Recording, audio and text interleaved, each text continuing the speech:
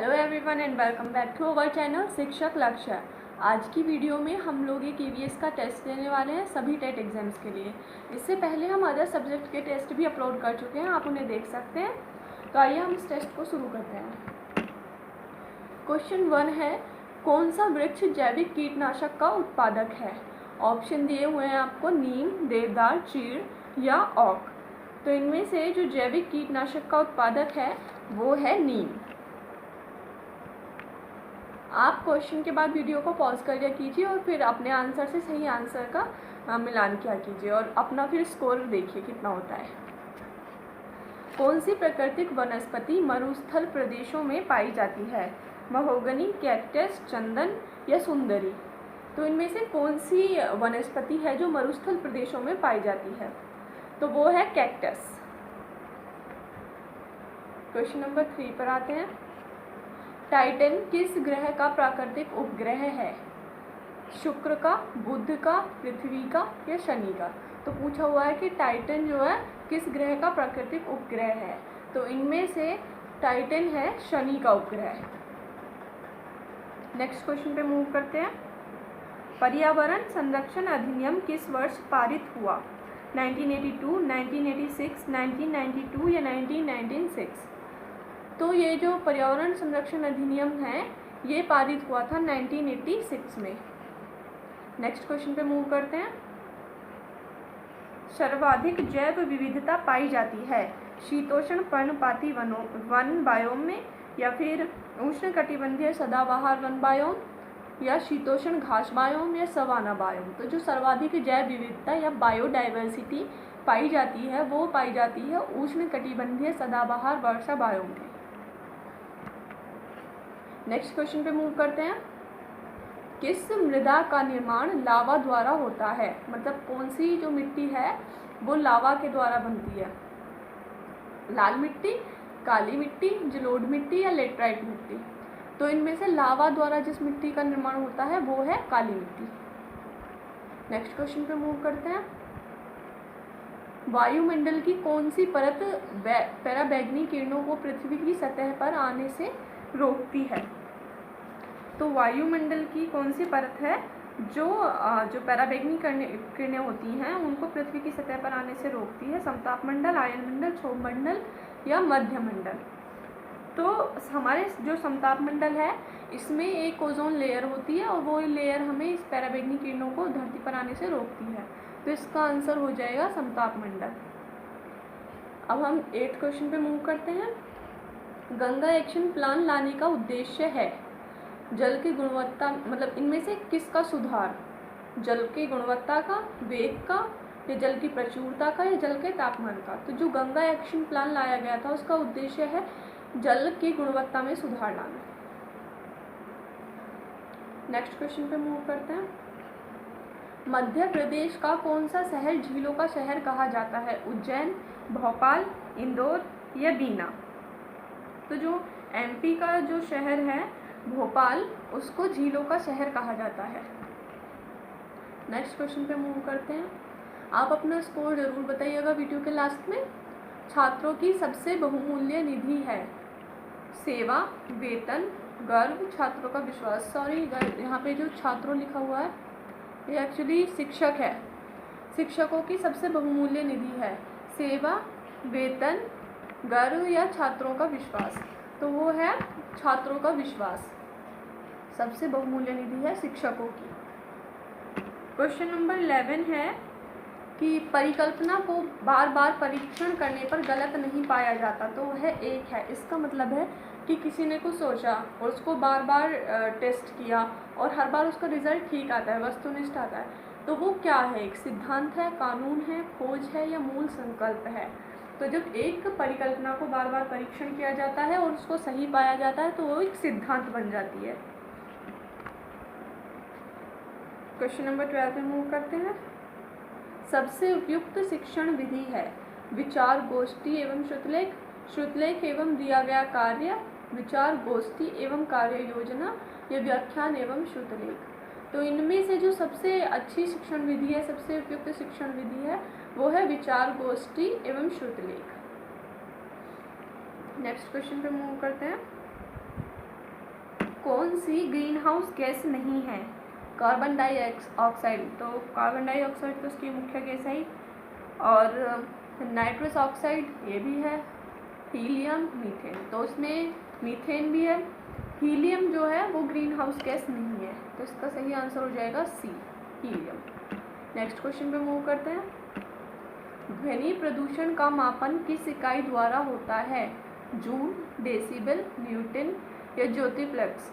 तो जो ध्वनि प्रदूषण का जो मापन किया जाता है वो किया जाता है डेसिबल के द्वारा। नेक्स्ट क्वेश्चन पे मूव करते हैं। कौन सी नदी बंगाल की खाड़ी में गिरती है? ताप्ती नदी, स्वर्णरेखा नदी, नर्मदा नदी या सिंधु नदी? तो हमारी जो इंडिया की नदियां हैं इनको गिरने के संदर्भ में दो भागों में बांटा जाता है, एक तो बंगाल की खाड़ी में गिरने वाली और एक अरब सागर में गिरने वाली। तो हमें इनमें से बताना है कि इनमें से कौन सी नदी बंगाल की खाड़ी में गिरती है। तो ताप्ती, नर्मदा और सिंधु ये जो नदियां हैं ये गिरती हैं अरब सागर में, जबकि स्वर्णरेखा नदी जो गिरती है वो गिरती है बंगाल की खाड़ी में। तो इसका सही आंसर हो जाएगा बी, स्वर्णरेखा। नेक्स्ट क्वेश्चन पे मूव करते हैं। किस स्थलाकृति का निर्माण हिमानी द्वारा होता है? तो लेपीज या यू आकार की घाटी, वी आकार की घाटी या जलप्रपात, या इनमें से कोई नहीं। तो इनमें से जिस स्थलाकृति का निर्माण हिमानी के द्वारा होता है वो है आपकी यू आकार की घाटी। तो इसका सही आंसर हो जाएगा ए, यू आकार की घाटी। नेक्स्ट क्वेश्चन पे मूव करते हैं।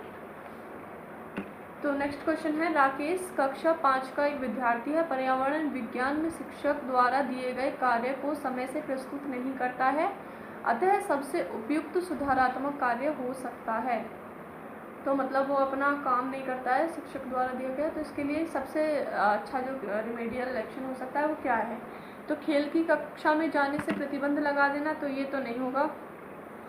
दूसरा है उसकी अनियमितताओं के कारणों को जानकर सही मार्गदर्शन देना, हाँ ये हो सकता है। अदर ऑप्शन भी चेक कर लेते हैं। उसकी अनियमितताओं की लिखित जानकारी माता पिता को देना, हाँ ये भी ठीक हो सकता है। प्रिंसिपल से शिकायत करना, नहीं।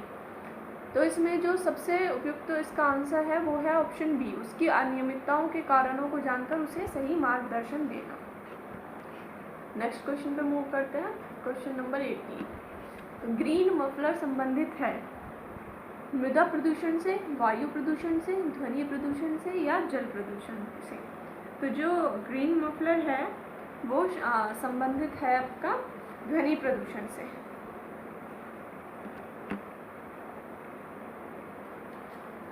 नेक्स्ट क्वेश्चन पे आते हैं। कौन सा सागर यूरोप को अफ्रीका से अलग करता है? लाल सागर, काला सागर, अरब सागर या भूमध्य सागर?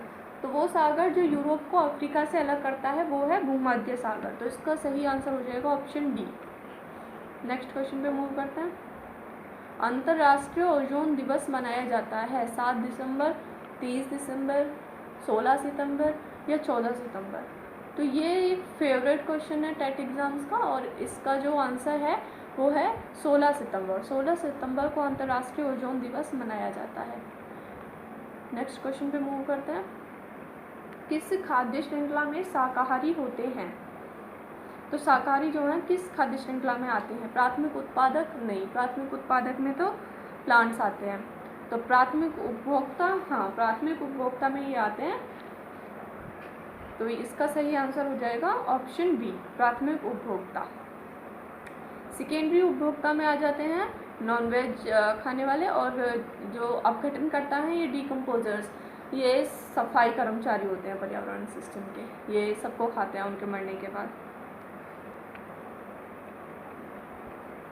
दक्षिणी ध्रुव पर सर्वप्रथम पहुंचने वाला व्यक्ति कौन था? Robert Peary, Magellan, Vasco da Gama या एडम सिंह? तो दक्षिणी ध्रुव पर जो सर्वप्रथम व्यक्ति पहुंचे थे वो थे एडम सिंह। और अगर हम बात करें उत्तरी ध्रुव पर पहुंचने वाले व्यक्ति की, तो उत्तरी ध्रुव पर जो सबसे पहले पहुंचे थे वो थे ऑप्शन ए, रॉबर्ट पियरी। तो इसका आंसर, क्योंकि यहाँ पे इन्होंने दक्षिणी ध्रुव पूछा हुआ है, इसलिए आंसर इसका हो जाएगा एडम सेन। नेक्स्ट क्वेश्चन पे मूव करते हैं। Question number 23। विश्व का सबसे बड़ा प्रायद्वीप है? भारत, अरब, ग्रीनलैंड या कतर? तो विश्व का जो सबसे बड़ा प्रायद्वीप है वो है अरब, ऑप्शन बी। नेक्स्ट क्वेश्चन पे मूव करते हैं। वायुमंडल की आर्द्रता मापने वाला यंत्र है मैनोमीटर, हाइड्रोमीटर, हाइग्रोमीटर या हाइड्रोफोन? तो जो वायुमंडल की आर्द्रता नापता है वो है आपका हाइग्रोमीटर, तो इसका ऑप्शन सही हो जाएगा सी। अब हम नेक्स्ट क्वेश्चन पे मूव करते हैं।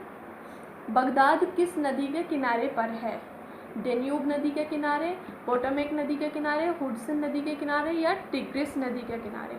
तो जो बगदाद बसा हुआ है वो बसा हुआ है टिग्रिस नदी के किनारे पर। नेक्स्ट क्वेश्चन की तरफ मूव करते हैं। किस गति के कारण पृथ्वी पर ऋतुएं होती हैं? तो यहाँ पे आपको ऑप्शन दिए हुए हैं घूर्णन, परिक्रमण, भ्रमण या ये सभी। तो जिस गति के कारण पृथ्वी पर ऋतुएं होती हैं वो है परिक्रमण गति, तो इसका ऑप्शन सही हो जाएगा option B. Next question move करते हैं। हाल ही में कौन सा देश कोरोना वायरस से मुक्त होने वाला पहला यूरोपीय देश बन गया है? तो अमेरिका, इटली, स्लोवेनिया या ब्राज़ील? तो पहला यूरोपीय देश बना है स्लोवेनिया, जो कि कोरोना वायरस से मुक्त हो गया है। इसका आंसर सही हो जाएगा option C, Slovenia. Next question है क्वेश्चन नंबर 28। जिस पृथ्वी पर तुम रहते हो उसके संसाधन सीमित हैं, इस बात को आप बच्चों को कैसे समझाओगे? तो हमारे रिसोर्सेज जो हैं सीमित हैं, उन्होंने बच्चों को हमें समझाना है कि इनका हमें मिसयूज़ नहीं करना चाहिए। तो इसके लिए हम क्या करेंगे? ऑप्शन ए, जे हेलिमन द्वारा दिए गए पर्यावरणीय नियमों को छात्रों को समझाएंगे? तो नहीं, उससे उनमें बोध शक्ति विकसित नहीं हो पाएगी। कोयला का टुकड़ा लेकर उसके उद्भव, उसकी आवश्यकता तथा मानव द्वारा किए जा रहे कोयले के उपयोग तथा भविष्य में उसके अस्तित्व संबंधी बात समझाएंगे। तो हाँ, इससे हम इन्हें बता सकते हैं कि कैसे ये कोयला बना है, उसकी क्या आवश्यकता है, मानव द्वारा उसका क्या उपयोग किया जा रहा है और भविष्य में वो कितना बचेगा, क्या उसका अस्तित्व रहने वाला है। तो ये ऑप्शन हो सकता है। नेक्स्ट ऑप्शन देखते हैं। एक अच्छी सी पुस्तक पढ़ने को कहेंगे और जो इस संबंध में अधिकतम जानकारी दे सके। तो ये भी कोई ज़्यादा इफ़ेक्टिव वे नहीं है, कुछ नहीं, बस एक अच्छा सा व्याख्यान देंगे, नहीं ये भी नहीं। तो इसका जो सही आंसर हो जाएगा वो हो जाएगा ऑप्शन बी। कोयले का टुकड़ा लेकर उसके उद्भव, उसकी आवश्यकता तथा मानव द्वारा किए जा रहे कोयले के उपयोग तथा भविष्य में उसके अस्तित्व संबंधी बात समझाएंगे। तो हम नेक्स्ट क्वेश्चन पे मूव करते हैं। पारिस्थितिकी को समझने के लिए एक शिक्षक को निम्न बात की समझ होनी चाहिए। इनमें से कौन सी बात की समझ होनी चाहिए शिक्षक को पारिस्थितिकी समझाने के लिए? बेहतर संप्रेषण कौशल, हाँ होना चाहिए। व्याख्यान देने की विलक्षण क्षमता, पारिस्थितिकी के सैद्धांतिक और व्यवहारिक पक्षों की गहन समझ, हाँ। पारिस्थितिकी संरक्षण अभियानों के संदर्भ में जानकारी। तो जो पारिस्थितिकी को समझाने के लिए इनमें से सबसे बेस्ट ऑप्शन है वो है पारिस्थितिकी के सैद्धांतिक और व्यवहारिक पक्षों की गहन समझ होनी चाहिए शिक्षक को पारिस्थितिकी को समझाने के लिए। ऑप्शन सी राइट हो जाएगा। अब लास्ट क्वेश्चन पे मूव करते हैं। माधवगढ़ नेशनल पार्क किस राज्य में स्थित है? मध्य प्रदेश में, उत्तर प्रदेश में, कर्नाटक में या पश्चिम बंगाल में? तो जो माधवगढ़ नेशनल पार्क है ये स्थित है हमारा एमपी में, मध्य प्रदेश में। इसके अलावा भी जो मध्य प्रदेश में नेशनल पार्क है वो काफ़ी इंपॉर्टेंट है। माधवगढ़, पेंच, जो कि महाराष्ट्र और एमपी दोनों में है। और वहाँ पे कौन कौन से हैं? माधवगढ़, पन्ना है, सतपुड़ा है। तो ये सब एमपी के इम्पॉर्टेंट नेशनल पार्क्स हैं। Thank you so much. अगर आपको ये वीडियो पसंद आई हो तो प्लीज़ वीडियो को लाइक करें, चैनल को सब्सक्राइब करें और अपना स्कोर कमेंट्स में ज़रूर बताएं। Thank you.